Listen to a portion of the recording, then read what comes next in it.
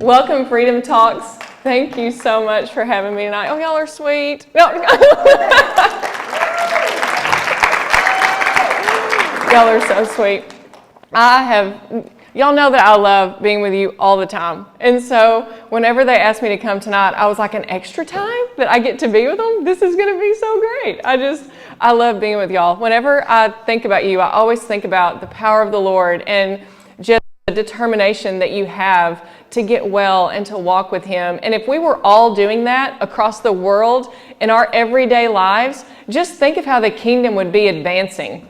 Like, we should be trying as hard as you are to get healthy in all of our everyday lives. So just know how much I admire you and esteem you. And I'm just so grateful to be able to just share this little bit of time with y'all. I don't know if it was the past time we were together, probably the time before when we were here and we were all in a circle. I think I had mentioned at one point that this phrase the Lord had given me whenever I was talking about my college-age daughter and her leaving home and transitioning and all that.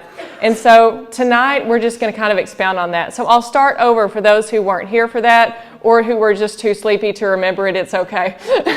So I have two daughters. One's 18, one's 22. The 18-year-old will graduate high school this year, and the 22-year-old will graduate college. So come May, I'm going to be a complete basket case because my babies are not babies any longer. And we've homeschooled for 17 years. So it's not just that my babies are graduating, like this has been my life for 17 years. And so I started dreading this, honestly, when my oldest, Rachel, was in the 9th grade. I remember telling the Lord, I already have angst that I'm not going to be able to do this well. And I remember Him speaking to me at the time saying, my grace is sufficient for you.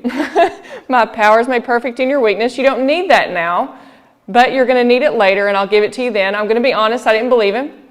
I stressed out for years, wondering, have I built up enough of a relationship with her that she's going to want to come back on her own, when she doesn't have to. And so it was just hard, and I wish that I would have been more at peace during that time. But fast forward, she went to college, but she lives at home. So you would think this wouldn't be as much of a transition for me, but it was, because like I said, we homeschooled for 17 years. So this was the first time in really, since she was born, that we didn't run as a family of 4, because we did everything together. I mean, my husband worked 4 days a week, so we did our school in 4 days. So we had 3 days as a family to do what we wanted. And so when we went outside together. When we played together. When we ate together. They didn't spend hardly any time in their rooms. They were in the living room. If we watched a movie, we watched it all together. We did everything together. And so when she went to college, and all of a sudden, she's gone during the day. I mean, she'd come home and study at night, but she would come home, she'd eat dinner, and she'd go in her room and shut the door and do her homework. And that's new. We haven't had nightly homework, by the way, ever. And so that was hard. And I remember just grieving. And my youngest daughter was grieving because they're BFFs. And so she lost her best friend. I lost my fourth. My fourth person in the family. It was just hard. So I was lamenting to the Lord about this. I cried on and off for probably a year. And it was one fall. This is not a video of my house. I don't take my phone on walks, so I couldn't get a video of where this happened that I wanted to show you. But this is really similar, except we have a pond out there. So I was out on a walk with the Lord, and I was lamenting, and I was crying, and I was just like, Lord, it's hard. And the leaves were falling, and it was just so beautiful, and I decided to sit down by the pond. And as I sat there, I just wanted to just sit in the presence of the Lord and just know that He was feeling with me what I was feeling. Empathy. So we're sitting there, me and the Lord, and this phrase comes in my mind. The leaves know when it's time to let go. And I sat there and I thought, well, that's got to be the Holy Spirit because I'm not that smart. So the leaves know when it's time to let go. And I sat there for a while and I thought about it, and I thought about all the ways that I needed to be a leaf, to let go. And it was a lot. And so I said, well, how do the leaves know when it's time to let go? And he said, the Spirit tells them when it's time to let go. The wind, the Spirit wind. And at that moment, this huge wind came through, and I mean, almost every leaf on that tree was blowing off of it because it was time. The Spirit was saying it was time. And it was so comforting to me. Did it take away all of my grieving? No. But it was so comforting because I knew that the Lord was feeling with me what I was feeling. He was showing empathy to me, and that He was helping me see that it's going to be good to let go. So I'm going to be honest, I didn't do that well. Did not do it well. It's been a real adjustment. And when I say I didn't do well letting go, it was more in my heart, I guess. Like, it wasn't that I, had all this control over her life, because we've really tried to let her make a lot of her own decisions. But in my heart, it was still just this constant right here. And I think part of that's normal, when your kids are growing up. But I don't like it. I don't like it. I don't like that it's normal. Dee tells me it's normal. I don't love it. She said the hardest stage of parenting is raising adult children. And I was like, are you kidding me? And she was like, no, it really is. Y'all, that's right. That is right. I mean, there's hope on the other side of it, she tells me, but I'm going to tell you right now, that's the God's honest truth. It is the hardest stage of parenting, is raising young adult children, because it is this constant, they need to grow up on their own, and I want to keep them here, and I'm mom and I'm friend. We were talking about that on the way here, but if mom shows up, friend was supposed to be there, and if friend shows up, mom was supposed to be there, and when do we get it right? And so anyway, so I've thought about that throughout the seasons, throughout the years. That was her freshman year. She's a senior this year. And so this year, we have a whole new transition coming up. When she graduates, she's likely going to move to Little Rock or Conway. She's going to be a nurse. She doesn't want to drive 45 minutes to an hour to work. So she's going to move where she has a job. And I want her to. It's good. It's right. It's the right time. I want to be the mom that helps her get all her stuff in her apartment, and helps her pick it out, and just helps her get her groceries for the first time. I want to be that. But man, it's hard, and I want to have joy in it. So I was telling the Lord about it again. This is not something, I look forward to it for her. I don't look forward to it for me. And so I was looking out my window where I sit and spend time with the Lord in my house, and the leaves were falling again. And I was thinking about that again, about the leaves know when it's time to let go. And I thought, someone has got to have heard this from the Lord before. I'm going to do what anyone does when they want to know what's happening in the world. I'm going to Google it. So I Googled it, and there was this lady who had a blog post, and she said she lives up north. And of course, I have no reference for this because the winters don't get that bad here. But she lives up north, and there was this huge ice storm that came early. And so the leaves on the tree had not fallen off yet, and the snow and the ice ended up weighing the branches down so much that the branch just completely broke off, all the branches on the tree, and the tree died.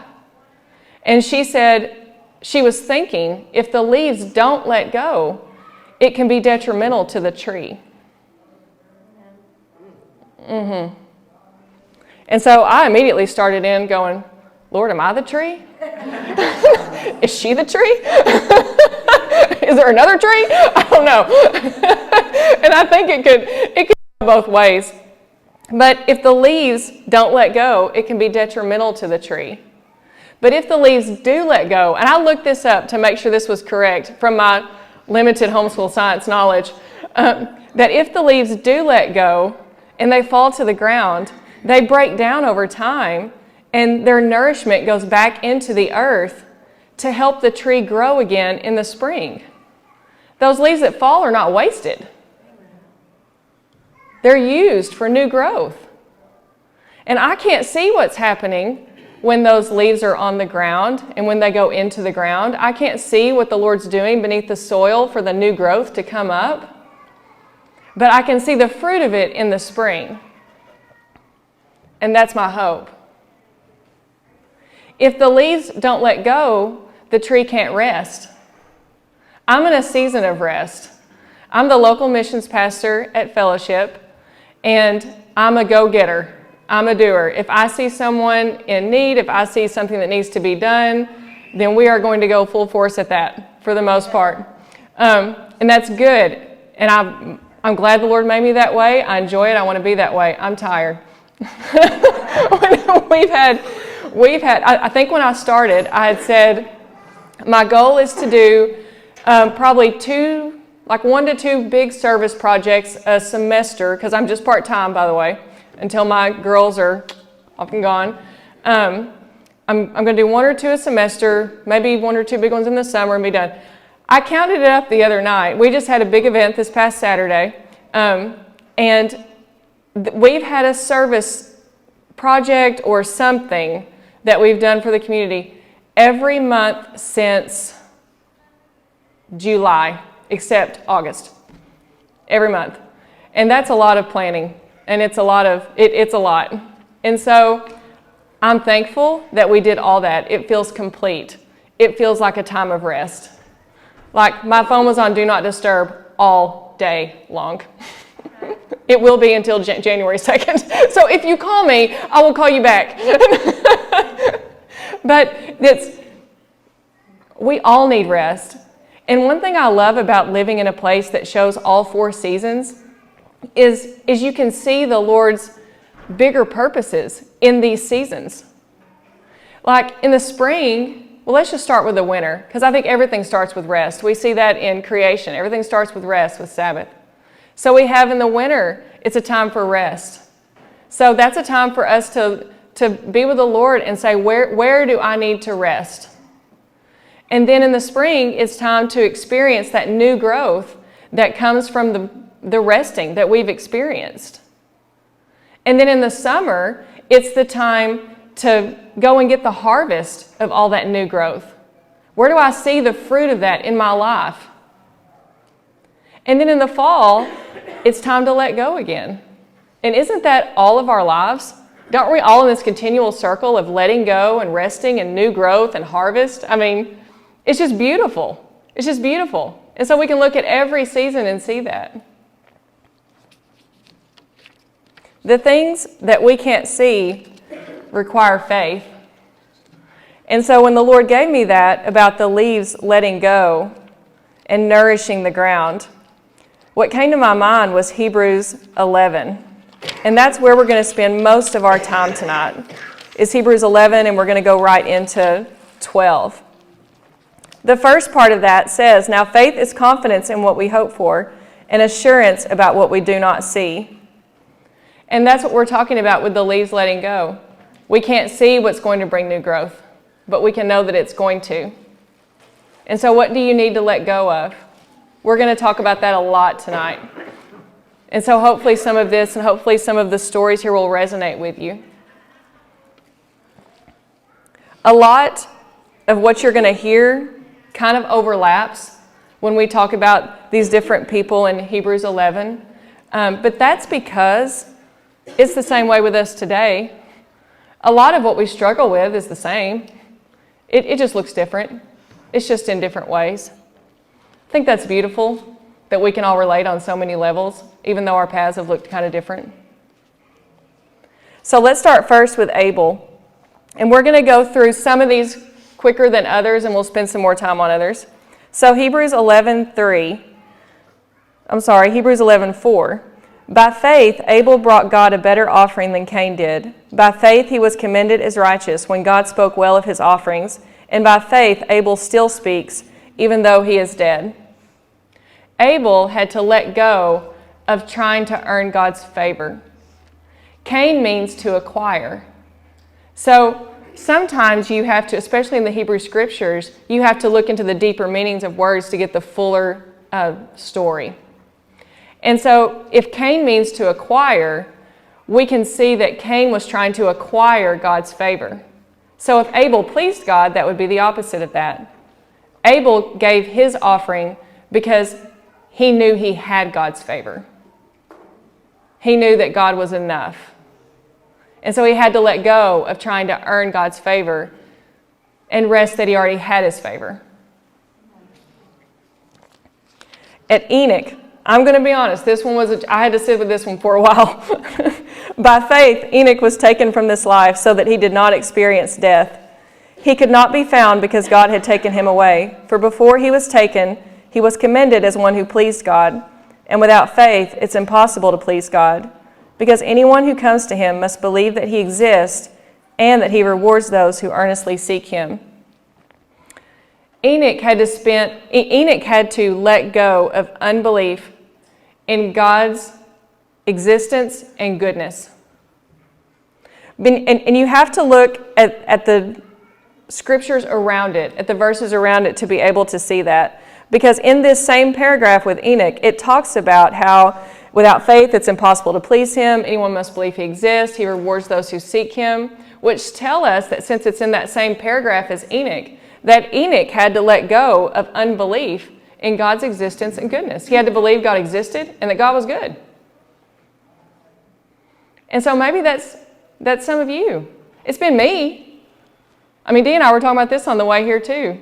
You know, a lot of times we go right to this wall. It's like we've been walking with the Lord, and then something happens and it didn't, A plus B did not equal C. And all of a sudden we're hitting this wall. That's the moment where you get to decide if you're going to be the person that shrinks back or the person that keeps going. Dee asked me that one time. We'll talk about this a little bit later, but we were adopting a girl from Haiti for 5 years, and she didn't get to come home. And Dee walked me through that. She helped me experience the Lord through that a lot. And there came a time when I was so depressed. I mean, I couldn't get out of the bed. If I did, my pajamas were definitely still on. I didn't want to leave the house. I was afraid of running into someone who would ask me about it. It was pretty well known where we lived. It had even been like in a magazine, like our story had. And so I felt really raw and seen. And I didn't have answers for everyone. And so I just kind of hit this wall of, he said he was going to, he didn't say he was going to bring her home. I was like, he told us to adopt. I still believe that. And she's not here. So A plus B did not equal C. And she said, some people, what I just said to you is what she said to me. Some people get to this point in their faith and they turn back. But I don't think that's you. And I remember when she said that, there was this like bolstering that came up that I was like, you're right, it's not me. Let's go. And so I say that to you. There are some people that get to that point and they shrink back. I don't think that's any of you. I'd be shocked if it was. And I don't even know every one of you on a personal level, but I'm telling you right now, I'd be shocked. That's not you. That's not who you are. Noah. By faith, Noah, when warned about things not yet seen, in holy fear built an ark to save his family. By his faith, he condemned the world and became heir of the righteousness that is in keeping with faith. Noah had to let go of the world as he knew it. Getting on that ark meant a lot of things that he had to let go of. And it says in Genesis that he was righteous and blameless among his time. But for him to be righteous, that meant he had to care about the people around him. So to let go of the world as he knew it was hard. And I can see how that goes even with Abraham in the next one. By faith, Abraham, when he called to go to a place he would later receive as his inheritance, obeyed and went, even though he did not know where he was going. By faith, he made his home in the promised land like a stranger in a foreign country. He lived in tents, as did Isaac and Jacob, who were heirs with him of the same promise. For he was looking forward to the city with foundations, whose architect and builder is God. Abraham had to let go of what was familiar. That's a lot of the same as letting go of the way the world is as you know it. He had to let go of what was familiar. That's hard. Sometimes we think that what's familiar is worth hanging on to just because it's familiar. Like, what's familiar is comfortable because I know that what's going to happen from there. I may not like what's going to happen from there, but I know what's going to happen from there. The unknown can be really scary. So he had to let go of what was familiar. But just because it's familiar doesn't mean it's good. And it doesn't mean it's worth hanging on to. Sarah. And by faith, even Sarah, who was past childbearing age, was enabled to bear children because she considered him faithful who made the promise. Sarah had to let go of what made sense. It did not make sense for her to be that vintage and bear a child. Vintage. It's just elegant. It has a nice elegant ring to it, doesn't it? It is my new word, vintage. She had to let go of what made sense. Verse 15 and 16. This is what it's talking about with people who have not. So 13 and 14 are talking about people who are admitting that they're strangers on earth. And it says if they had been thinking of the country they had left, they would have had opportunity to return. Instead, they were longing for a better country, a heavenly one. Therefore, God is not ashamed to be called their God, for he has prepared a city for them. What we seek, we find. That's a universal truth. You know, I used to hear that in Scripture and think, well, if I seek the Lord, I'll find him, which is true. It's totally true. But the opposite is true too. If what I'm seeking is other people's approval, if I'm seeking my own way, if I'm seeking to go back to an addiction of any kind that used to work for me. And listen, everyone's got that. It's not just y'all. Everyone. On some level, in some way, we're all addicted to something that's unhealthy. All of that, if we seek it, we'll find it. But if we seek God, we'll find God. But God doesn't force us. You know, the scariest thing about this is that if we want to go back, he'll let us. Which is, by the way, God's wrath. I used to think of God's wrath as being like this, you know, he's going to like throw the gavel down and like come after us. That was terrifying to me.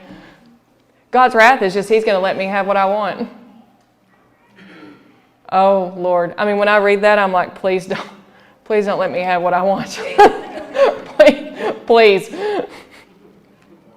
And it makes me want to cry. Don't let me go. I don't know if y'all watch The Chosen.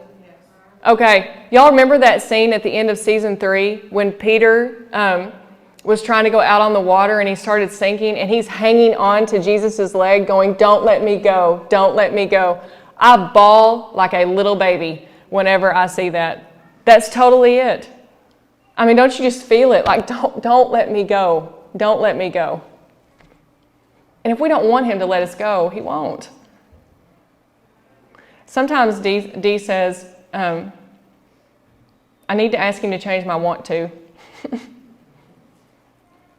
So if I don't want him to keep holding on, maybe my prayer needs to be, change my want to. So that I want you to keep holding on. And this is my favorite part of that. Simply because we stay, he's not ashamed to be called our God. Isn't that amazing? That the reason he's not ashamed to be called our God is because we stay? I mean, I love that. I love that. That just shows his grace and his mercy. You know, you would think that was going to be something a lot grander, you know? If you do this, this, and this, I won't be ashamed to be called your God. If you do this many things right, if you let go of this many things quickly, whatever. I mean, but it's just if you stay with me, I'm not ashamed to be called your God. That's gorgeous. Abraham and Isaac, let's look there in verse 17. By faith, Abraham, when God tested him, offered Isaac as a sacrifice. He who had embraced the promises was about to sacrifice his one and only son, even though God had said to him, "It is through Isaac that your offspring will be reckoned." Abraham reasoned that God could even raise the dead, and so, in a manner of speaking, he did receive Isaac back from death. Abraham had to let go of how he thought God would fulfill his promises. And he had to let go of doing it his own way. I don't think I have enough time to fully explain all of this tonight because it took me a while to get there and see it with the teacher that I had too. But Abraham had at least a couple of times that he had to learn this lesson before Isaac. The Jewish rabbis believe he had to learn it with Lot. I mean, if God had said, "You're going to have offspring and descendants," and he didn't have any kids, his closest relative would have been Lot. It's highly likely he would have thought that Lot was the answer to that prayer. But we see a couple of times in Abraham's life where he let Lot go. So I think he learned that with him. But then also with Ishmael, that one's really easier, a lot easier to see in the scripture, is that he tried to do it his own way, which did not end very well. Something I love about that, though, is that our mistakes are not the end of the story. Like, he's not going to give up on us. He's not. You may have made a big mistake today or yesterday. You may make a huge one tomorrow. He is not going anywhere. In this community that you have here, there's so much grace here. Sometimes when we make a mistake, our natural instinct is to run. Well, I knew that's who I really was. Maybe I don't belong here. Maybe God didn't really call me like I thought he did. None of that is true. None of it's true. Your mistakes are not who you are, and they are not reasons that Jesus turns away from you. They are reasons Jesus draws you even closer.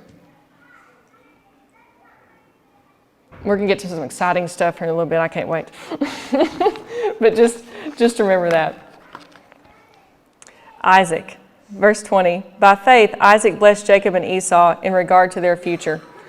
Y'all, this was really tough. I sat with this most of all because I was like, well, they deceived him. So how did he do something by faith? I mean, I Googled. Google had nothing, by the way. Nothing. And so I was like, I went back to the Lord. After I went to Google, I went back to the Lord.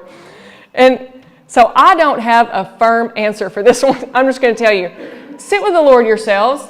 I would love to hear what he reveals to you. Let us learn together. But where I think I'm at now is that he had to let go of what he wanted. Because in Genesis 27:33, when Esau comes in and he realizes that he has given his blessing to Jacob, then Isaac says, I blessed your brother, and he will indeed be blessed. Like, he kind of went on with how he knew it was really supposed to be anyway. I would read that for a while and think, well, he probably just didn't have a choice. Maybe he did. Maybe he did have a choice. I don't know. If y'all have wisdom about that, I want to hear it, okay? So let's sit with that together sometime. By faith, Jacob, when he was dying, blessed each of Joseph's sons and worshipped as he leaned on top of his staff. He had to let go of his life and surrender to God's plan. You know, there's these paths of righteousness you read about in Scripture. Those are well-worn paths that the people from ancient times have went through. You know, on the paths of righteousness, on the sides of hillsides where sheep graze, those have been there since Abraham's time, today. Isn't that crazy? When you're walking in a path of righteousness, you're walking the path that all the same people have. It's the path of the Lord. Joseph. By faith, Joseph, when his end was near, spoke about the exodus of the Israelites from Egypt and gave instructions concerning the burial of his bones. So when I think of Joseph and what he had to let go of, it's hard for me to get past what I can see earlier in his life that he had to let go of. He had to let go of despair.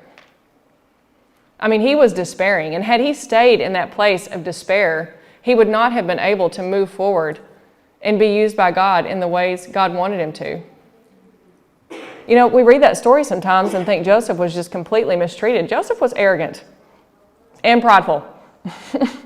And you can see that at the beginning. But you see towards the end the humility that comes from that came through his suffering. It's funny, Dee and I were also talking on the way here about the wall. And we've mentioned this earlier too. I think Joseph hit a wall whenever he was in prison. And it was this, I thought life was going to look this way, and it wasn't. And I thought I could control my circumstances and get out of here in the time frame in the way I wanted to, and I'm not. And he had to let go of that despair because he sat in there years later, years longer. It's interesting in Hebrews 11, from Abel to Joseph, the ones we've just talked to, you see this theme that where they are looking forward to a certain future and they're living lives based on that fact. But in the second half of this, from Moses' parents, which is where we'll be next, to the end of verse 38, that shows people who trusted God to work out his salvation now, also, in the midst of their suffering. Isn't that beautiful that God's given both testimonies here of a certain future and now? And isn't that the kingdom? It's future and it's now. Jesus said the kingdom of heaven is here. Listen, the kingdom is where the king is. And where the king is where he reigns. And so every single time, y'all, this was so exciting to me when I heard it put this way. Every single time you obey, every single time you choose God and say yes to him, you are showing the world what it looks like when God reigns. Every time. Doesn't that just like empower you? I mean, I'm like, let's go. I mean, every time you say yes to God, you're showing the world this is what it looks like when Jesus reigns. This is what it looks like when my king reigns. And that's what the world sees. Listen, God has a plan for putting his world back together. We talked about this the first time I ever came to see y'all. Who knows what the answer is? Yes. Us. Yes, that's right. God has a plan for putting the world back together, and it's you. That's right. It is. That's amazing to me. It's his spirit living in you. You have purpose. Purpose. Beyond what has happened to you. A great purpose in his kingdom. There is a place in the kingdom for each one of you. That Jesus longs to experience his reign with you. It's like he wants to take you through the kingdom and show you this is what it would look like if we did this together, and this is what it could look like here. And isn't that exciting? That's the kind of life he wants to live with you. You can show people what it looks like when God reigns. You can be the message. Be the message. It's hard to argue with a changed life. So when you talk to your family members, friends, people who knew you before you were healed, you know, sometimes people aren't as excited for us to be out of the pit as we are. And sometimes if they're still in it, they're going to try to bring you back down.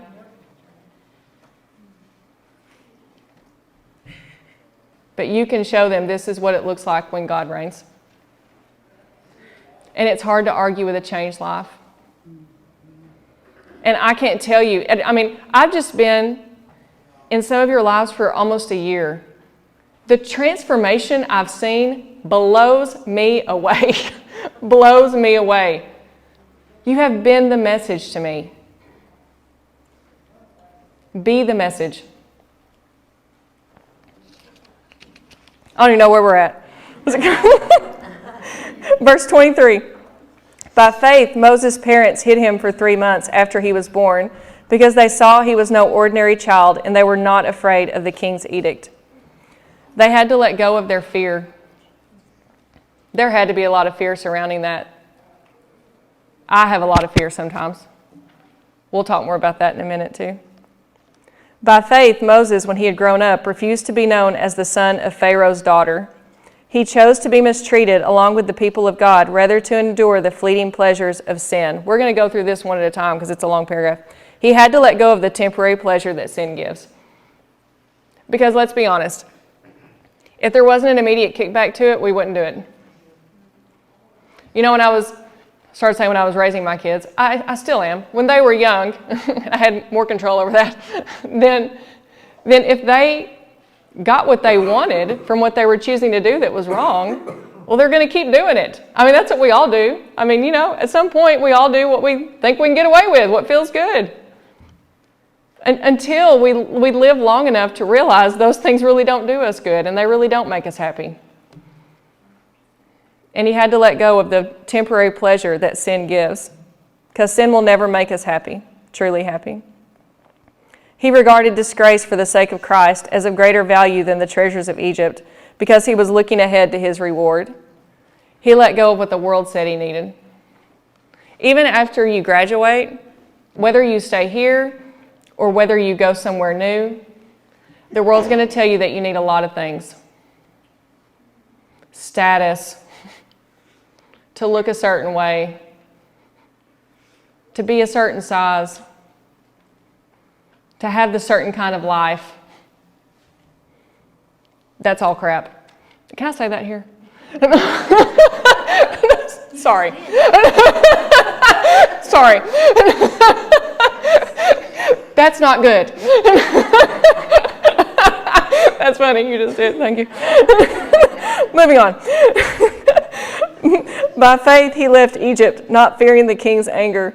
He persevered because he saw him who is invisible. He had to let go of his past. We're going to get to that in a minute too. He had to let go of his past. By faith he kept the Passover and the application of blood so that the destroyer of the firstborn would not touch the firstborn of Israel. And this one's going to require a little explanation. He had to let go of other people's disgust. When they sacrificed the lamb and put the blood over the doorpost, that was disgusting to the Egyptians. How the Hindus worship cows right now, that is how they worshiped lambs and livestock like that in Egypt. So to them, you're taking this most sacred object of theirs, slaughtering it, and putting the blood on the door. That was extremely offensive and disgusting to them. So you had to wonder if the Israelites were like, oh dear, you know, who's going to come and see us doing this and be so upset? Scripture doesn't say that. That's just taking some cultural context and putting it together with it. But he had to let go of other people's disgust. What would other people say was okay and not okay?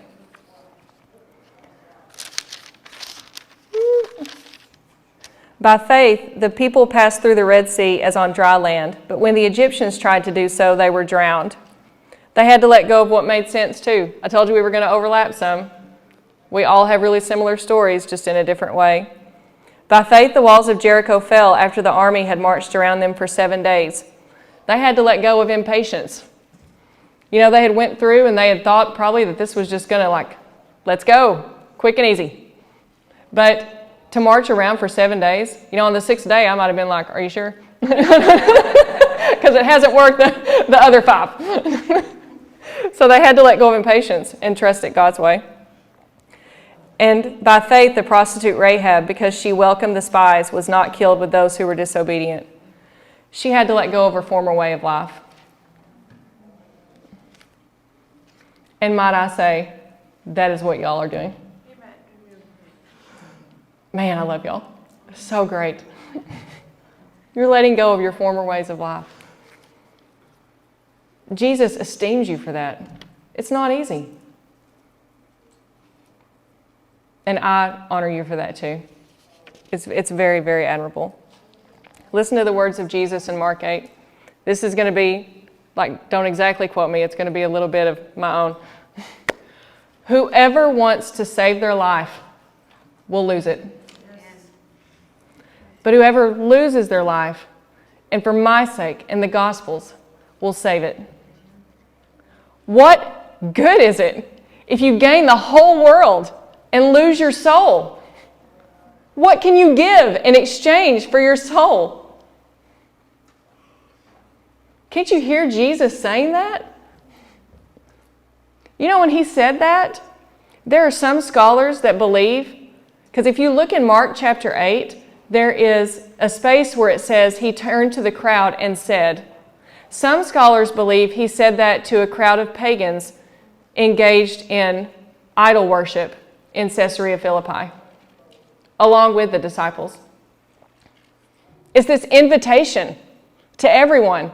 Whoever wants to save their life will lose it. But whoever loses their life, for my sake and the gospel's, will save it. What good is it if you gain the whole world and lose your soul? What can you give in exchange for your soul? And what if, I don't know this for sure, but what if he really said that to the people engaged in idol worship? What if they could hear that? Not that he was down there with them, by the way. This would have been like on a cliff with acoustics. It's a thing. But what if from a distance they heard that and they get up from the dust and they're like, this is sick. I don't want to live like this anymore. He's invited me to something better. And I'm not going to say no. We've all been there at some point or another. So there's a few themes here that I see over and over again. They let go of the temporary pleasures of sin. They let go of all the fear of the what ifs. Y'all, I could write a book on what ifs. What if, what if, what if? And they had to let go of the past. That's a big one for me because I didn't grow up following Jesus. I went to church and I knew most of the right answers. But I just didn't live like it. It really didn't change my life. And so when I met my husband and we started dating, same experience with him. He went to church his whole life. His dad was an elder, actually. And he went because he didn't want to get griped at if he didn't go. He would say that. So we were quite the pair when we met at a party. And so he turned 21 soon after we met. I turned 21 a couple of years later, right before we got married. And so we commenced to really doing whatever we wanted to do. And as long as we went to church on Wednesday or Sunday, mostly Sunday, then we didn't get griped at. So we're like, okay, we could do that. So we would go out and drink and go to bars, do whatever we wanted to do, Thursday, Friday, Saturday night. And then Sunday we'd go to church. And I remember there was this sweet, sweet elderly man that was teaching on a Wednesday night one time. I don't know why I was there on a Wednesday night. For some reason I was. But I remember that he said, if you are here on Wednesday night, you are the core of this church. And I just felt myself sink deeper into the seat and think, you better hope not. Really? You better hope I'm not the core of this church. And so we kept doing what we were doing. I mean, really, we did what made us happy. And sometimes that wasn't even great for our marriage. A lot of times it wasn't really. So when I got pregnant a year and a half after we were married, that was a light bulb moment for me. We were going to a not great concert that night. And I remember thinking as we were there, and all these people are doing all these things around us. And I just remember feeling again very small there and thinking for the first time, I don't belong here. And it was just this conviction that I hadn't had before. But I didn't know what to do with it. So went on, and this was the first time, like my 9 months of being pregnant, it was the first time I really prayed for more than help me win the ball game, because I played basketball and loved it. And so when she was born, there was this phrase the Lord kept giving me. Oh, really, he gave it to me when I was pregnant with her too, over and over and over. You can't give her what you don't have. Oh yeah, it stays with me. I can't give her what I don't have. And it was then that I thought, I know Jesus is real. I just haven't wanted to live like it. I wasn't convinced that his way was better, and I wasn't convinced, I didn't really know what a personal relationship looked like. I knew what obedience looked like. I was actually someone a lot growing up that wanted to please my parents. I'm an only child. I was adored. Like, everything was about me. I mean, I was the youngest. My dad has, there's 11 siblings on his side of the family, and I was one of the youngest grandkids. I mean, I was adored. And then on my mom's side, she is the youngest of 7, and again, one of the youngest grandkids, and a girl. I was adored. So everything was about me. When we got married, I was very shocked to find that it was not all about me. That was a bit of an adjustment. So there was this person like that I'm responsible for, and I couldn't give her what I didn't have. So I was baptized 2 months after she was born on New Year's Eve. The wild thing about that is that the New Year's Eve before was probably our wildest New Year's Eve ever. And had I known the year before on that night that I was going to be baptized the next year, I was like, Lord, you're just so fun. I mean, it's just amazing. But I remember, like, I had been hearing the gospel, because we were going to church on Sunday. I'd been hearing the gospel presented in a way that I had just not heard it before. Or maybe I had and I just wasn't ready to receive it. And it was just so exciting to me to think that I could be forgiven. I'd spent so many years through high school wanting to belong, whatever that looked like. I just wanted to be accepted. I wanted to be loved. I wanted to belong. And if I could get that with guys, if I could get that through lying, if I could get that however I could get that, I would do that, because that's what I wanted. But I never felt it, never. Even though I was adored by all my family, it was just this need that was not filled, which is because it can only be filled with the Lord. And I was sitting with him with that a while back, and just kind of going back to that place of pain and seeing what he might have to speak to me there. And what I thought he said was, if you would have found that, you wouldn't have ever pursued me. And that's true. And that was so healing for me. I can look back and be like, okay, I'm so grateful, because that's true. If I'd have got it anywhere, I'd have just latched onto it. I'm so grateful he didn't do that in my life, so that I could have it through him, which is the only real acceptance that I'm ever going to have. So after I became a Christian, I got to look at my time. Oh, is it 7:30? Are we almost done? Oh dear. Okay, I'm moving ahead. Hebrews 12:1. Therefore, since we are surrounded by such a great cloud of witnesses, let us throw off everything that hinders and the sin that so easily entangles. What hinders, another translation of that, or even the definition of it, is wounds, pain, the things that weigh us down. It's like carrying an arrow tip inside you. So what are those things? I mean, imagine yourself carrying this arrow tip where you just can't run as fast, you can't walk as fast, you can't do anything as well, because you've got this wound that just keeps holding you back and holding you down. What are those things? You need to sit with the Lord about it. Ask him to give you the strength to throw it off. You need to sit with community about it. Be vulnerable with the Lord, and be vulnerable with your community. And the sin that so easily entangles, that can also mean the sin that so easily distracts us. I don't know about y'all, but I can be easily distracted. Easily distracted. What is the thing that I keep circling back to?